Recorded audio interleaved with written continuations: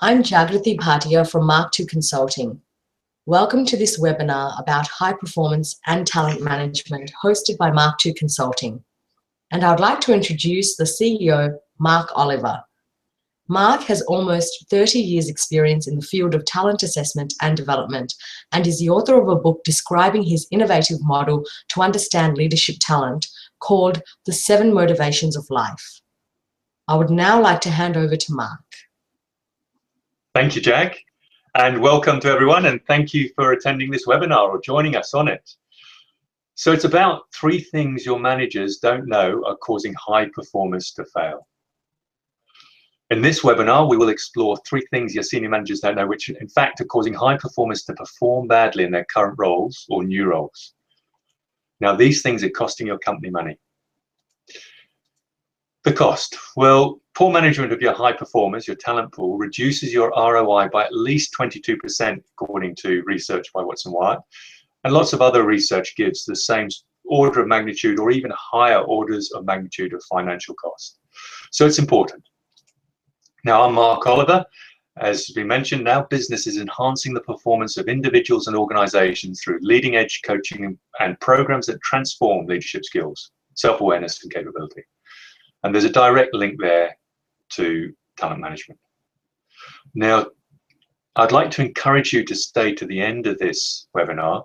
And so at the end, you'll be given details on a free personal motivational report, which covers the 3 things from an individual and an organizational standpoint. So that this report, which is usually valued at $64, but will be available in a free link for you at the end. So let's start straight away. And number 3 is promulgating your organizational values has little effect on sustainable staff commitment to your organization. Definition of values is the regard that something is held to deserve its importance or worth, according to the concise Oxford English Dictionary. And values can be too much or too little. Clearly they're important, but balance is also important. Individuals can have little or too much bias towards any of them. And in a business, one needs to seek employees that have the right balance of values relative to organizational values. Let's take the important value of honesty, for instance. And let's imagine we're back in World War II in Nazi Germany, and you live in a house and your next door neighbor is sheltering a Jewish family in their cellar. And along come the Gestapo, knock on your door and say, are there any Jews around here? I'm sure, I hope that we would answer no, and that would be a blatant lie. Clearly, honesty in that situation would be a very big negative. So what stated values are not are objective standards of behavior, independent of a reason for having them. It's important to understand the purpose behind why you might have values or use values in your organization. And there are a number of possibilities. Corporations may publish their values to get or maintain a certain business market profile or brand, to provide a guideline for acceptable behavior of stakeholders, or improve employee engagement and commitment. And there are others. But if the value's purpose is not understood, then the company tends to waste a lot of resources. And these include money, time, employee commitment, and goodwill. Possibly the most important, and other things as well. Let's actually take a moment to look at the link between values and commitment and assume that the reason this particular company is using values is to increase the commitment of its staff. Now, if we take 2 axes, on one axis, the clarity of organizational values, on the other, the clarity of personal values, and we split them into quadrants, so we can have high and low on each. Now we look at the commitment or average commitment in each quadrant on a rating of 1 to 7. So this is research from Posner and Schmidt, and they found that on average, people with a low clarity of organizational values and a low clarity of personal values, which is around self-awareness, had a commitment of 4.9. That's middle of the road. Now, when you increased the clarity of organizational values, but the person's clarity of their own values, the self-awareness, stayed the same or stayed low, the commitment actually went down to 4.87. Now, statistically, there's probably no difference, but it certainly didn't increase. There was no benefit there. Conversely, When you dealt with people who had a high clarity of their own values, but still didn't have good clarity of the organizational values, the commitment was 6.12, a very significant increase. And this would lead to a direct increase in productivity and positive effect to the bottom line in financial terms. Now, when you dealt with people or moved people so they had high clarity of both, this went up to 6.26. So still an advantage, a definite increase. But the most important thing is increasing your staff or people's own self-awareness and clarity around personal values. That's one indication as why self-awareness is so important. In fact, in terms of commitment, you help your employees become more self-aware first to understand their values before you want to work on the organizational values. So the next question is, how can we start understanding values better? Now, we have a model, the Universal Hierarchy of Motivations, that shows there are 7 key values held in importance, regardless of culture, ethnicity, gender, nationality, history, or environment. And they are security, friendliness, dignity, trust, fairness, honesty, integrity. So let's do a little exercise based on that. If you look at those 7 values, which 2 values did over 60% of Australian employees rate their managers as lacking, according to some research? I'll just give you 30 seconds to write down your answer.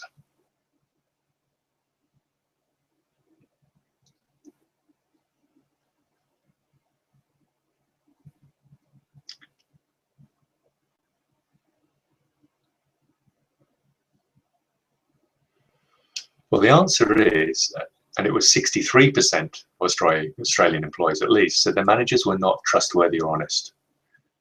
And clearly there would be negative impacts on engagement and productivity from that. And not all the other 5 values were measured. So how can we use these concepts straight away? First of all, understanding your staff's satisfaction of these 2 critical values is a priority, even ahead of the other 5. And as we progress through this webinar together, I'm going to give to you for free the UHM report, as I mentioned, and this will enable you to understand value preferences and your potential shortcomings as perceived by others, and help others be seen as more constructively in terms of these values. Now, other resources are an article, free article on Back to Basics, which you can get from the website or this link that's being uploaded, and a book, The 7 Motivations of Life.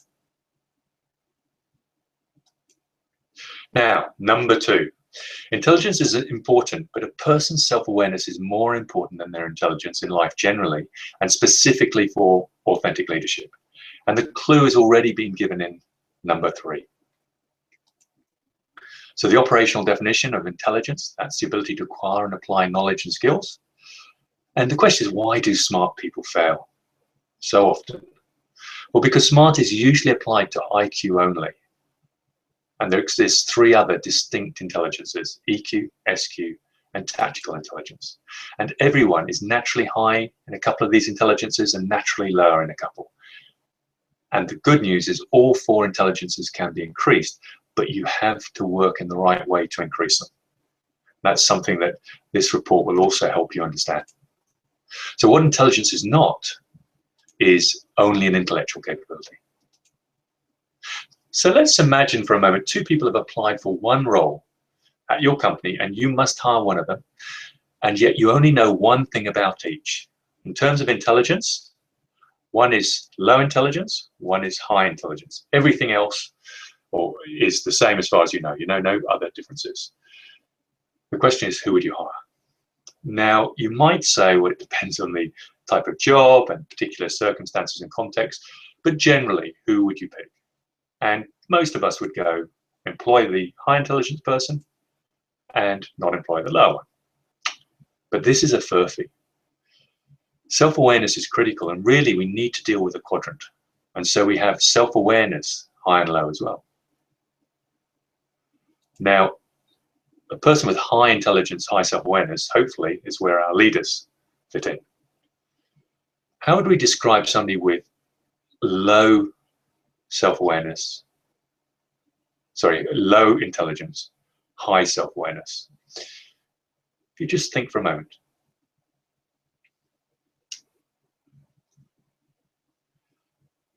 One way you could describe them is high potential. That's because if we're self-aware, we know what our development areas are, we know what our strengths are, and if we've got clarity on our development areas, we can develop them. And as mentioned before, the intelligences are highly developable, and they can therefore tap into these intelligences and develop them or leverage off them as they need to. Now, if we take somebody of low intelligence, low self-awareness, we could probably describe them as low potential. And last but not least, how would we describe somebody who has high intelligence but low self-awareness? Well, I'd use the word or term Enron person. They're the worst of the worst. If you remember Enron, the company that failed dramatically, the CEO Skilling said he hired guys with spikes, the most intelligent people. But the danger is if they lack self-awareness, they can be fraudulent and behave criminally. And that's exactly what happened. In fact, if I put it another way, put the question another way and asked, you've got one person to hire, one is an intelligent criminal, the other is a stupid criminal, who would you hire if you had to hire one? And for good reason, most of us would say the stupid criminal, because the intelligent criminal can do so much more damage. Now, the good news is you can make your staff become better leaders or change a negative leader to a good leader, a low potential person to a high potential person, simply by helping them increase their self-awareness. So how can we become more self-aware? There are a number of ways.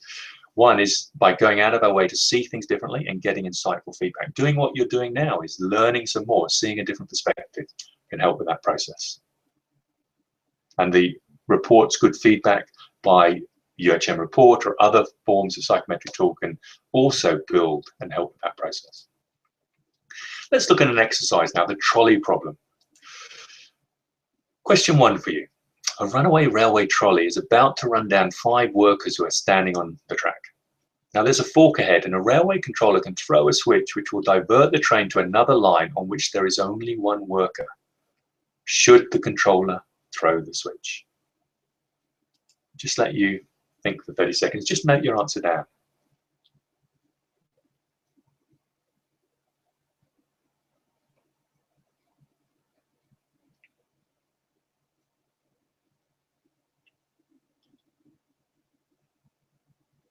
Okay, before we answer that, let's go to question 2. Now, question 2, a railway manager stands on a bridge above the runaway trolley. Next to the manager is a large man who works for the company. If the large man fell on the tracks, he would stop the trolley before it hit and killed the 5 workers. Assuming you know that to be the case, should the manager push the large man onto the tracks? Again, I'll let you spend 30 seconds to note an answer.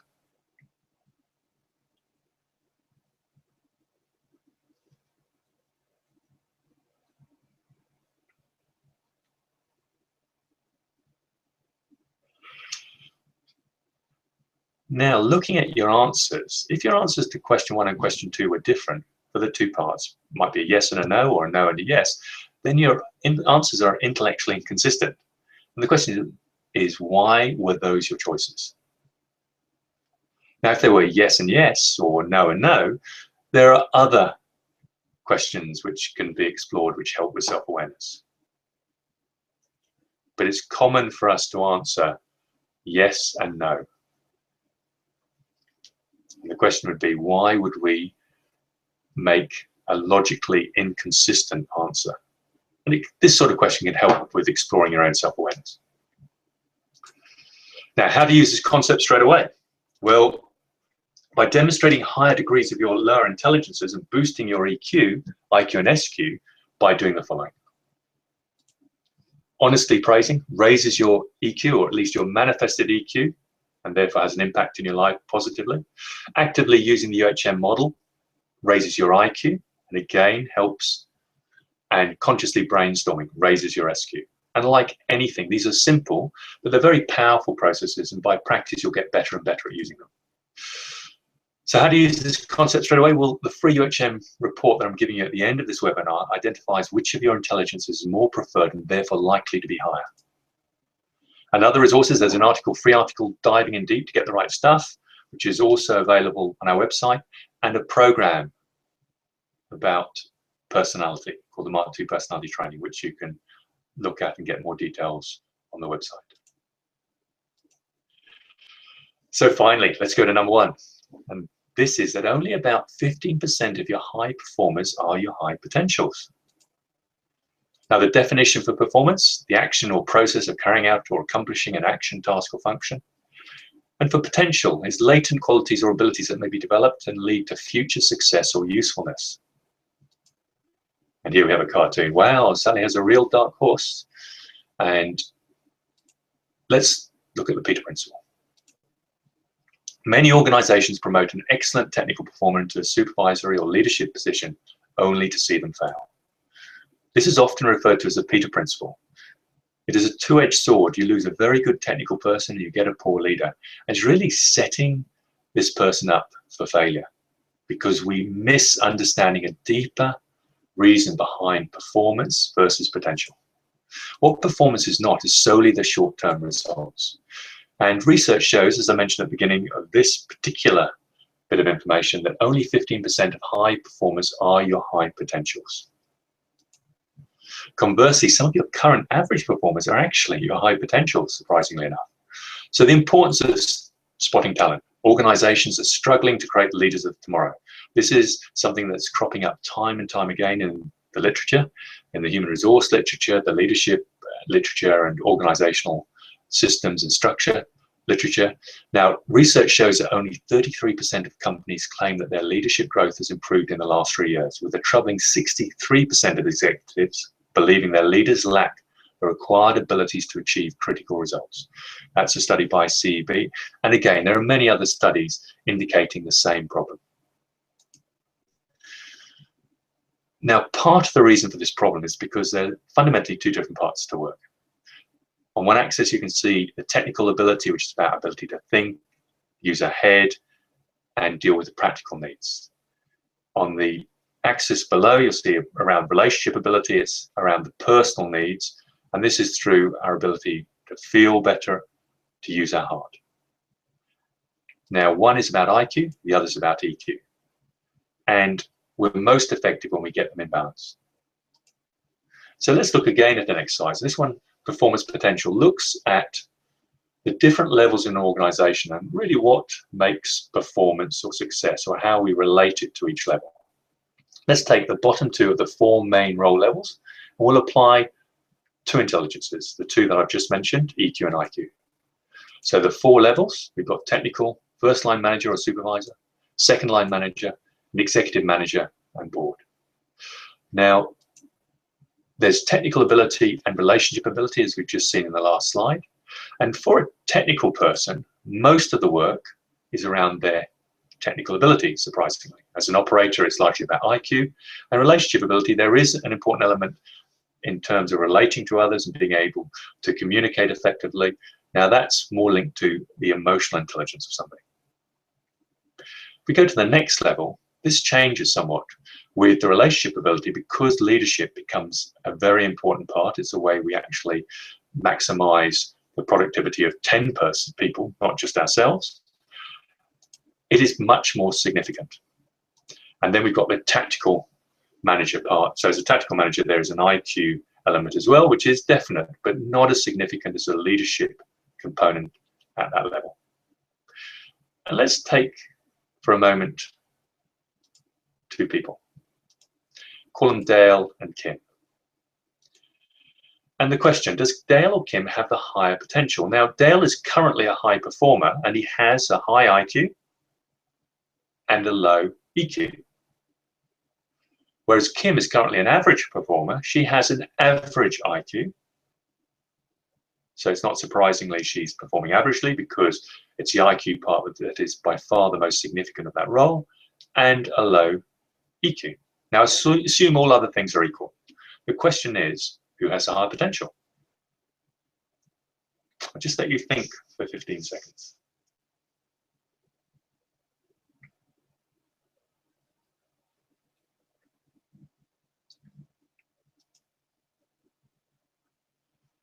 Well, the answer is Kim has a higher potential for the supervisor level, as her EQ means she's likely to be better at a key part of the work. So it's a bit like this. And so you can see how here an average performer may actually have higher potential than a high performer. There are two other Peter Principles linked to the next two levels of work, the second line manager level and the executive manager or board level.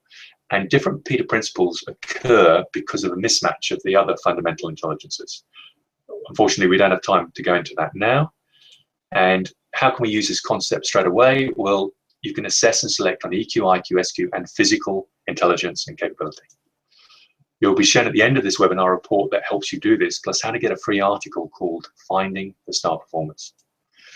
Other resources are an accreditation program, which is due in Singapore in February 2016, and it happens annually. So if you're looking at this after February 2016, then just look at the website and you can see when the next one will be. So in summary, knowing the three unknowns, self-awareness and consistently applying these concepts will enable your organization to make better talent management decisions. Our research shows this will directly impact your bottom line and provide many other benefits too. Now, would you be happy if I described a program that we run that expands on these three concepts and focuses on additional material to create more conscious leaders in your organization?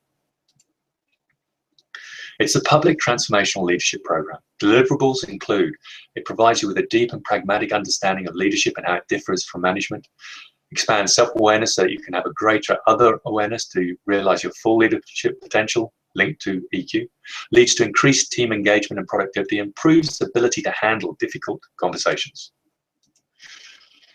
As an example of some of the typical feedback we get, Mark Oliver has been an inspiration to my team in helping them gain a greater understanding of themselves and how they impact the teams they lead. One of the outcomes has been a 250% increase in employee engagement over the 3 years Mark has worked with us. Now that was from David Bow, who was CIO of National Foods. And we started just with this transformational leadership program, this 2-day program. And then I worked with them 3 or 4 days a year. And the outcome was a very significant increase in employee engagement. To put that into financial terms, that's, according to the research, equivalent to about an 80% increase on the bottom line. Now, Mark II Consulting normally provides this course only to corporates, but we do run this public course once per year, really due to popular demand. Numbers are limited, and for dates and details, if you go to the website and programs and public workshops, you'll see the current date for the next one due. This year, we've added something that we cover in other corporate courses as well, in our one-on-one coaching programs too. And if you join us for the public program, Mark II Personality Training, you'll also gain an understanding of the 8 different neuroscientifically based personality styles. And if you see the website and again go to the public workshops, you'll be able to find out the details there. Now, understanding these personality styles gives you, as a leader, a distinct advantage to fully leverage your conscious leadership. So that deliverables out of today. We highlighted and saw practical ways to change our methods, noting promulgating your organizational values has little effect on sustainable staff commitment to your organization. Intelligence is important, but a person's self-awareness is more important than their intelligence, especially for authentic leadership. And only about 15% of your high performers are your high potentials, in fact. And some of your staff who are not high performers today are your high potentials. Now, I would like to offer you the opportunity to complete your UHM report for free, provide access to free articles from our website, and please accept my invitation to contact me at any stage if you wish to discuss opportunities. Remember the opportunity not to miss the next annual Public Transformational Leadership Program. You can do that by going to the website. And if you send us an email at inquiries@mark2consulting.com and title the email Webinar UHM Report 04/11/15 and state your name in the email, we will send you a link that enables you to complete your free UHM report. And that's it. If you'd also like the article for Picking Star Performers sent to you, please add +star performers to the email title. And I'll also be giving away 10 copies of my book to the first 10 of you that join us for the annual Public Transformational Leadership Program. Again, more details on the public workshops page of the website. And last but not least, thank you very much for watching.